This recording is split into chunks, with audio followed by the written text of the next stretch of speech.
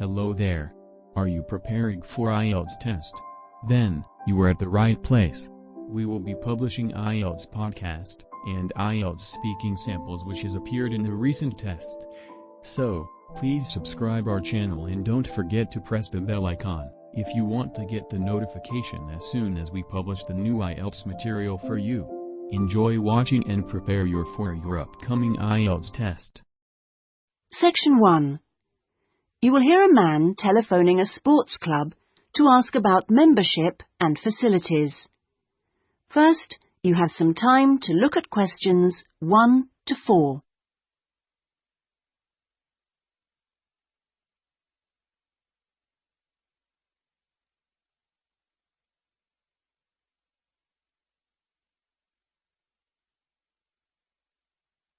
You will see that there is an example that has been done for you.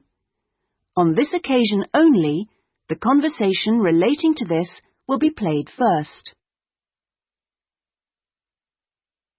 Good morning. Sorry, it's gone 12. I'll start again. Good afternoon, Kingswell Sports Club. How can I help you? Oh, good afternoon. I was wondering if you could give me some information about membership and facilities. The name of the sports club is Kingswell, so Kingswell has been written in the space. Now we shall begin. You should answer the questions as you listen, because you will not hear the recording a second time. Listen carefully and answer questions 1 to 4. Good morning. Sorry, it's gone 12. I'll start again. Good afternoon, Kingswell Sports Club. How can I help you? Oh, good afternoon. I was wondering if you could give me some information about membership and facilities. Of course. What would you like to know? Do you have tennis courts, for example? No, I'm afraid we don't. We're primarily a golf club. What about football? I heard you had a team. No, I'm sorry. Perhaps you're thinking about Fresham Sports Centre. Oh, right. I know it. I've played badminton there. Have you? They've got a lot of facilities we don't have, and vice versa. We do have a Keep Fit studio, which is very popular with members, and then as well as that, there's swimming, of course. That's good. I like to swim every day. We have a range of classes, too. Do you have judo classes? I'm keen to learn. Well, at the moment, we offer kickboxing. We're planning to add judo and stretch classes soon. We're currently running a range of yoga classes, too. What about relaxing after exercise? I assume you have a restaurant or something? At the moment, we've got a salad bar, which is very popular. We'll also have a fully licensed restaurant by the end of the year. Sounds good. Before you hear the rest of the conversation, you have some time to look at questions 5 to 10.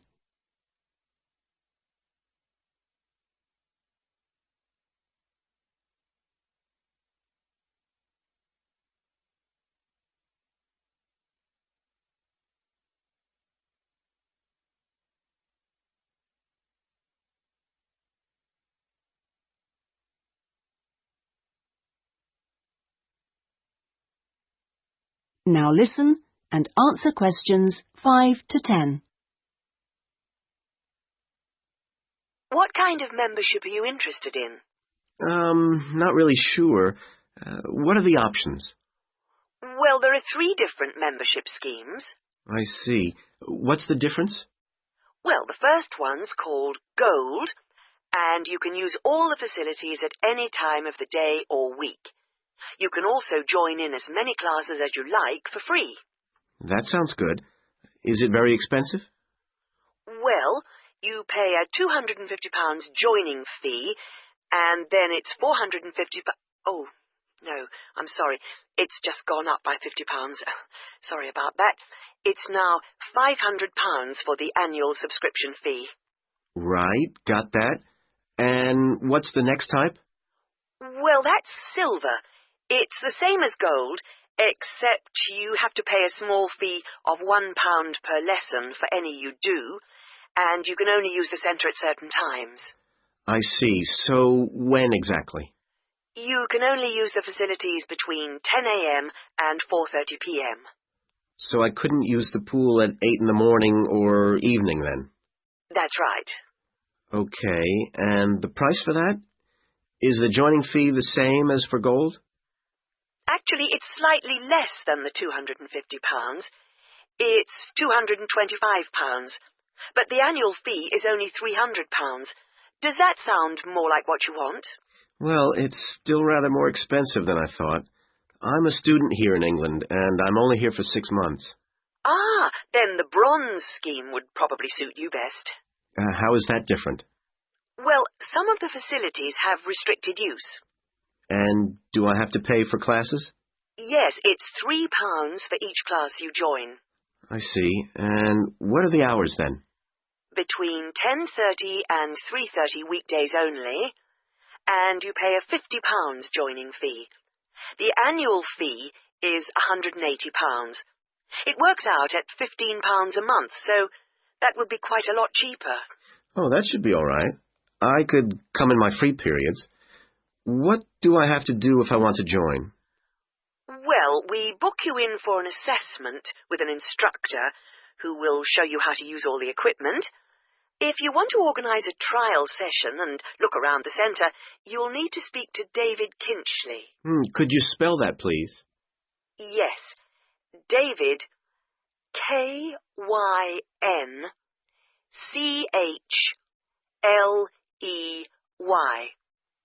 I'll give you his direct line number. It's 0458 95 311. Thanks. Thank you for calling Kingswell Sports Club. That is the end of section 1. You now have half a minute to check your answers.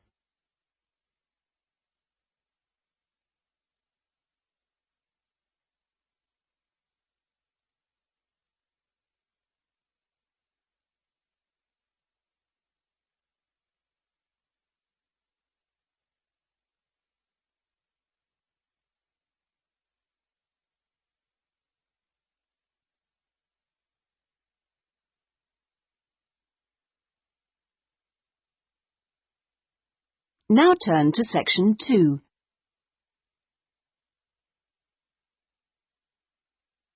Section 2. You will hear a radio programme giving parents advice about buying cots for their babies to sleep in. First, you have some time to look at questions 11 to 17.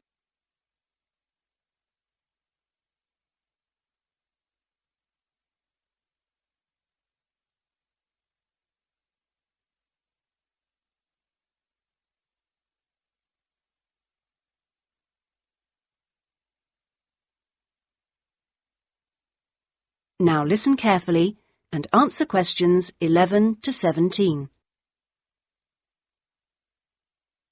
Hello and welcome to today's Buyer Beware program, where we give you some tips on how to spend your money wisely. Now, in today's show, we're looking at beds for children and babies. Let's start by looking at baby cots. That's for children of up to 3 years old. We tested 3 different cots, all in the budget price range, and as usual, we will feature the good points, the problems, and our verdict. The first cot we looked at was by BabySafe, and it had several good points to recommend it. Our testers liked the fact that it had 4 wheels, so it was easy to move around. The only slight problems with this cot were that it had no brakes, but they didn't think that mattered too much.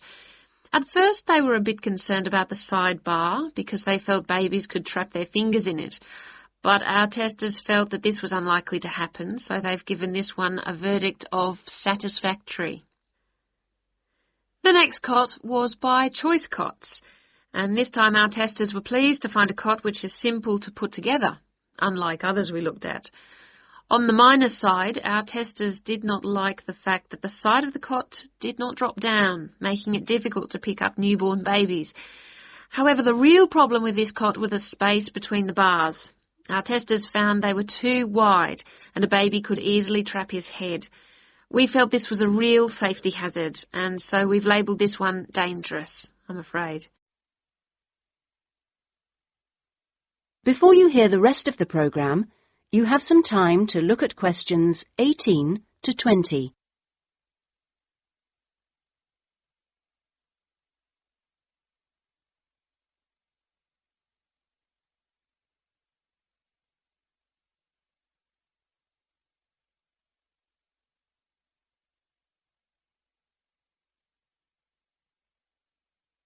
Now listen and answer questions 18 to 20.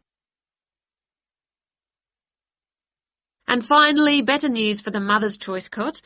This cot was slightly different in that although the sidebar did not drop down, the base could be raised or lowered into two different positions, making it safe as well as convenient.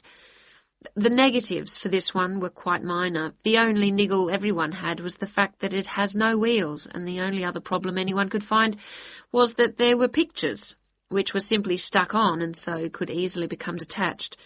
The makers have now promised to discontinue this practice. As this cot will then be safe in every way, we have made the Mother's Choice cot our best buy. Congratulations, Mother's Choice. So what features should you look for in a baby's cot? Well, obviously, safety is a very important factor, as well as comfort and convenience. We recommend that if you are buying a cot, do make sure that any metal present is not rusted or bent in any way. You should ensure your cot has only rounded or smooth edging without any sharp edges. This is especially important for wooden cots. And now, on to beds for toddlers. That is the end of section 2. You now have half a minute to check your answers.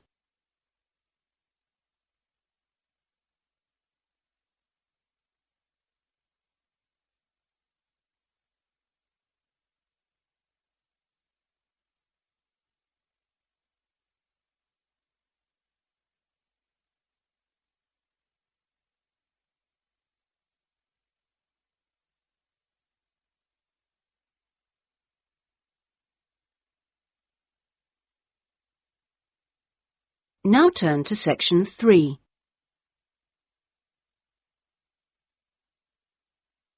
Section 3. You will hear a tutor talking to two business students called Philip and Janice about their research on managing individuals. First, you have some time to look at questions 21 to 23.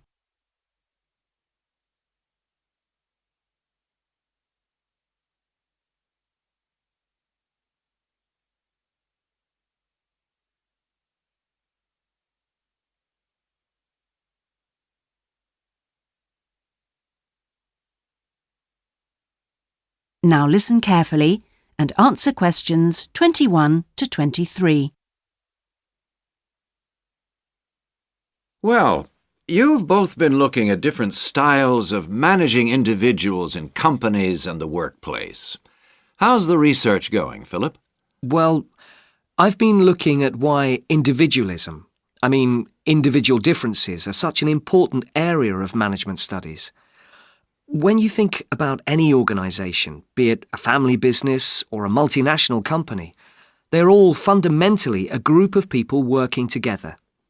But it's what these individuals contribute to their places of work that makes you realise how important they are. Of course, they bring different ideas, but it's also their attitudes and their experiences of learning. Diversity is important in these areas too. So why do people behave so differently from one another at work? There are lots of reasons, but research has shown that a lot of it comes down to personality. And the other factor is gender. It's a well-known fact that men and women do lots of things in different ways, and the workplace is no different. Did you look at the effects of this variation on companies? Yes, I did. On the positive side, exposure to such diversity helps encourage creativity, which is generally an asset to a company. But unfortunately, individual differences are also the root of conflict between staff, and they can lead to difficulties for management, which can sometimes be serious. Before you hear the rest of the conversation, you have some time to look at questions 24 to 30.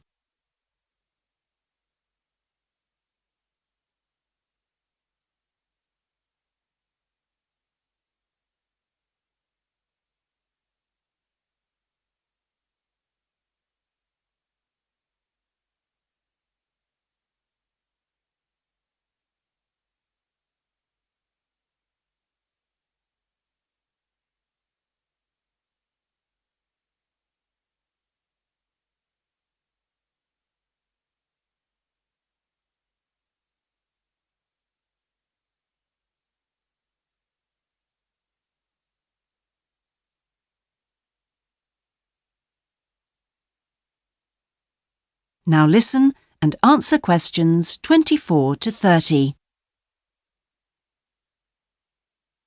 Thanks, Philip. So now I guess the two main things to remember here are to identify individual talent and then to utilize it. So, Janice, you were looking at identifying different talents in workers. Do you think this is easy for managers to do? Well, currently, teamwork is in fashion in the workplace, and in my opinion, the importance of the individual is generally neglected.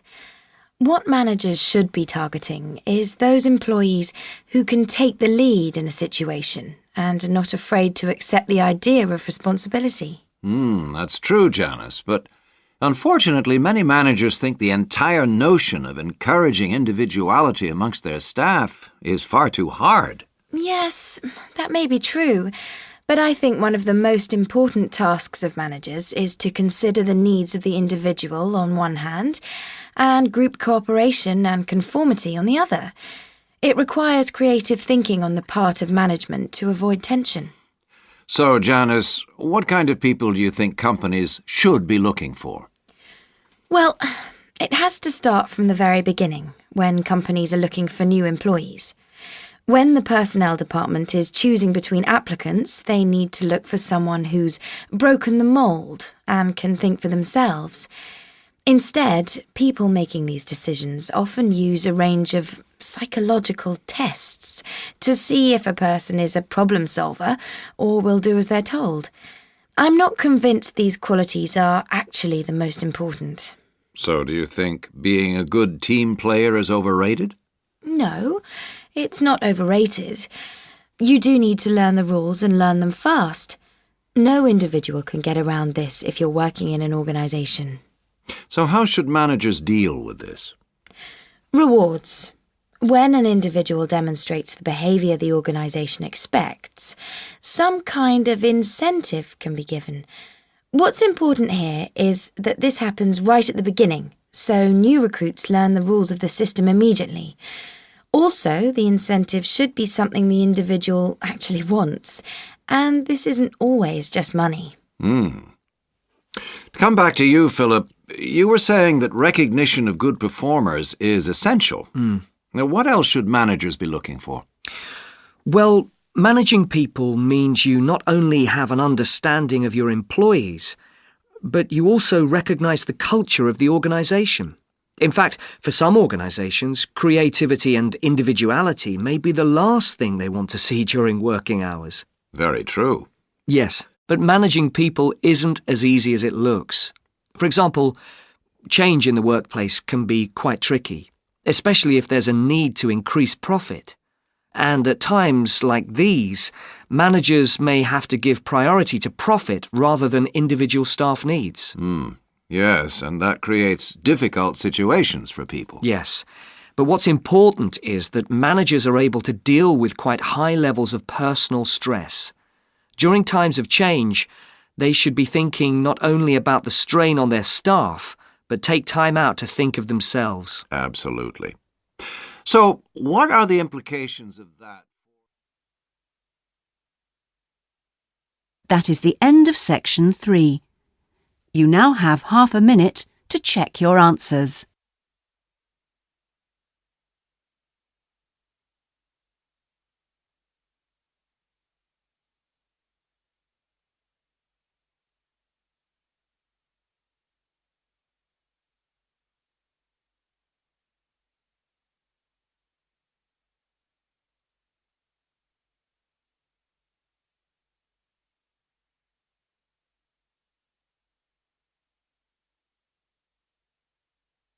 Now turn to Section 4.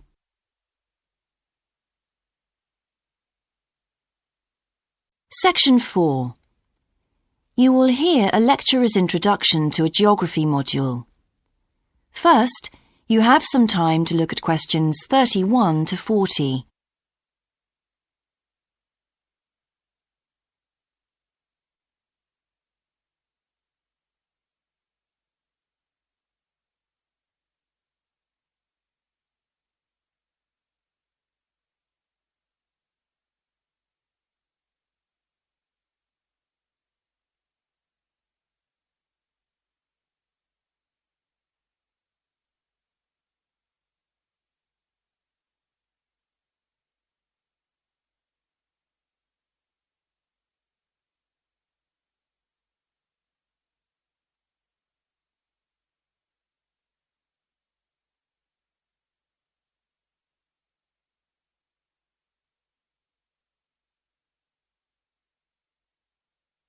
Now listen carefully and answer questions 31 to 40. So, welcome to your introductory geography lecture. We'll begin with some basics. Firstly, what do we learn by studying geography? Well, we learn a great deal about all the processes that have affected and that continue to affect the Earth's surface. But we learn far more than that, because studying geography also informs us about the different kinds of relationships that develop between a particular environment and the people that live there. Okay, we like to think of geography as having two main branches. There's the study of the nature of our planet, its physical features, what it actually looks like, and then there's the study of the ways in which we choose to live and of the impact of those on our planet.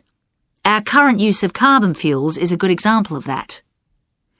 But there are more specific study areas to consider too, and we'll be looking at each of these in turn throughout the semester. These include biophysical geography, by which I mean the study of the natural environment and all its living things. Then there's topography. That looks at the shapes of the land and oceans. There's the study of political geography, and social geography too, of course, which is the study of communities of people. We have economic geography, in which we examine all kinds of resources and their use, agriculture, for example. Next comes historical geography, the understanding of how people and their environments and the ways they interact have changed over a period of time. And urban geography, an aspect I'm particularly interested in, which takes as its focus the location of cities, the services that those cities provide, and migration of people to and from such cities. And lastly, we have cartography. That's the art and science of map making. You'll be doing a lot of that.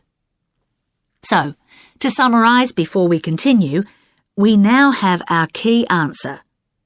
Studying this subject is important because without geographical knowledge, we would know very little about our surroundings and we wouldn't be able to identify all the problems that relate to them. So, by definition, we wouldn't be in an informed position to work out how to solve any of them.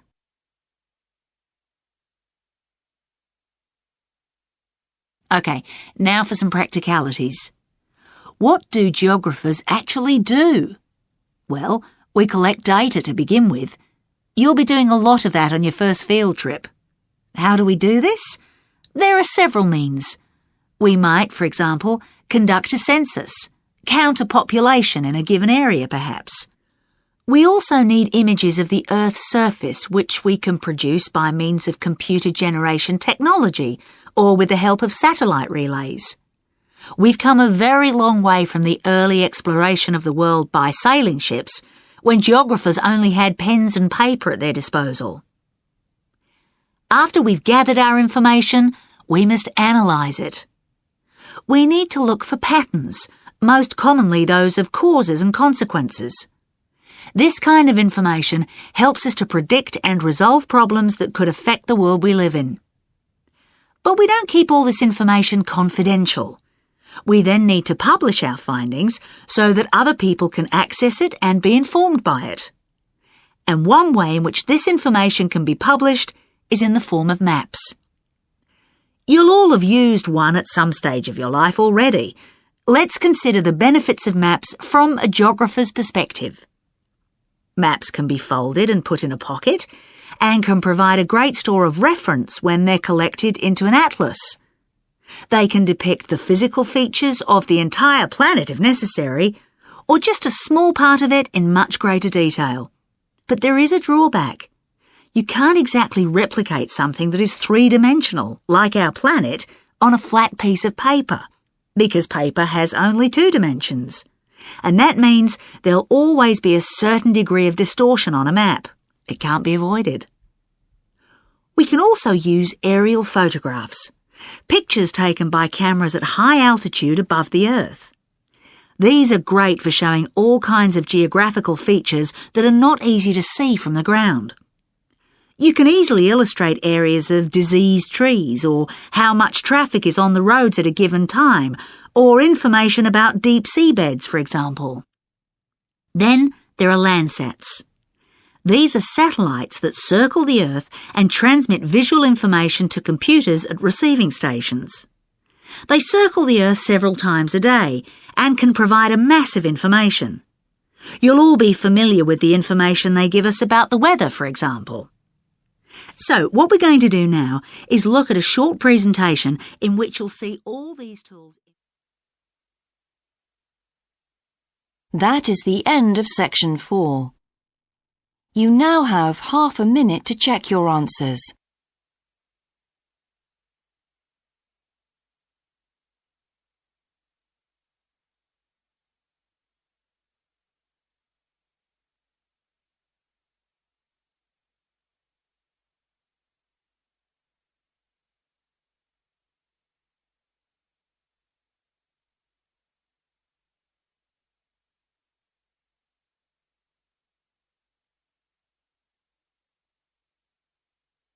That is the end of the listening test. In the IELTS test, you would now have 10 minutes to transfer your answers to the answer sheet. Hello again. Thanks for watching. I hope this video helped you for your IELTS preparation. If you're not subscribed yet, I encourage you to do so and press the bell icon to get latest uploaded into your inbox. We will bring you many more useful videos and tips for IELTS preparation, directly from the community of ESOL teachers and retired IELTS examiners. I wish you good luck for your IELTS exam.